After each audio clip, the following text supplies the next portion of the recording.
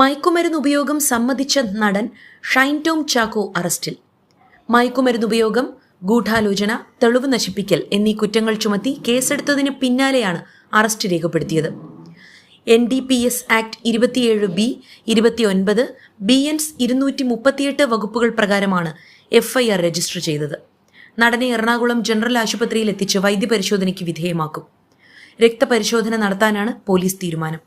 അടുത്ത ദിവസങ്ങളിൽ ലഹരി ഉപയോഗിച്ചിട്ടുണ്ടെങ്കിൽ അത് രക്തപരിശോധനയിൽ വ്യക്തമാകും. ചോദ്യം ചെയ്യലിൽ മയക്കുമരുന്ന് ഉപയോഗിക്കാറുണ്ടെന്ന് ഷൈൻ സമ്മതിച്ചിരുന്നു. ഇതിന്റെ കൂടെ അടിസ്ഥാനത്തിലാണ് കേസെടുത്ത് തുടർ നടപടികളിലേക്ക് നീങ്ങാൻ പോലീസ് തീരുമാനിച്ചത്. ഹോട്ടലിൽ മയക്കുമരുന്ന് ഇടപാടുകൾ നടക്കുകയും ഉപയോഗിക്കുകയും ചെയ്താൽ ഏത് രീതിയിലായിരിക്കുമോ ഈ കേസ് മുന്നോട്ടു പോവുക, സമാന രീതിയിലായിരിക്കും ഗൂഢാലോചന കുറ്റത്തിന്റെയും നടപടിക്രമങ്ങൾ. കഴിഞ്ഞ ദിവസം പരിശോധനയ്ക്കിടെ ഹോട്ടൽ മുറിയിൽ നിന്ന് ഇറങ്ങി ഓടിയത് പോലീസിനെ കണ്ട് പേടിച്ചിട്ടാണെന്ന് ഷൈൻ മൊഴി നൽകിയിരുന്നു. ഗുണ്ടകളെന്ന് കരുതിയാണ് ഓടിയതെന്നും അപ്രതീക്ഷിതമായി പോലീസിനെ കണ്ടപ്പോൾ ഭയന്നു എന്നും ഷൈൻ പറഞ്ഞു.